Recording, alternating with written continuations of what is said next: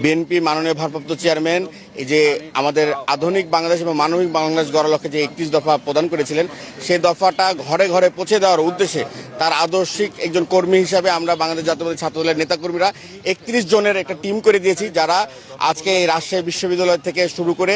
একেবারে চাঁপাইনবাবগঞ্জের শেষ সীমানা পর্যন্ত যে এই আজকে যে বিএনপি ভারপ্রাপ্ত চেয়ারম্যান জনাব তারেক রহমান কর্তৃক 31 দফা যে প্রদান করেছিলেন, এই লিফলেটটা আমরা ঘরে ঘরে পৌঁছে দিতে চাই। যে বার্তাটা দিতে চাই যে আমরা মানবিক বাংলাদেশ গড়তে চাই, যে বাংলাদেশের প্রতিটি নাগরিকের গণতান্ত্রিক অধিকার নিশ্চিত করা হবে, যেখানে প্রতিটি শিক্ষার্থীদের তাদের জীবন নিশ্চিত করা হবে, তারা আগামী দিনে কর্মসংস্থান যাতে নিশ্চিত করা হয়। পড়ালেখা শেষ করার পরেই যে আমাদের বিএনপি মাননীয় ভারপ্রাপ্ত চেয়ারম্যান ঘোষণা দিয়েছেন যে যারা বেকার থাকবে, যতদিন পর্যন্ত চাকরি অথবা কর্মসংস্থান নিশ্চিত না হয়, রাষ্ট্রীয়ভাবে তাদেরকে বেকার ভাতা প্রদান করা হবে, অর্থনৈতিকভাবে স্বাবলম্বী করা হবে। এছাড়াও আমাদের নারী বোনদেরকে জন্য উন্নয়ন করার জন্য এবং ক্ষমতা নিশ্চিত করার জন্য এবং ধর্ম যার রাষ্ট্র সবার নিরাপত্তা পাওয়ার অধিকার সবার, এই বার্তাটা আমাদের সাধারণ জনগণকে পৌঁছে দেওয়ার উদ্দেশ্যে আজকে বাংলাদেশ জাতীয়তাবাদী ছাত্র দলের 31 জনের সাইকেল নিয়ে আজকের এই যাত্রা শুরু হওয়া হলো।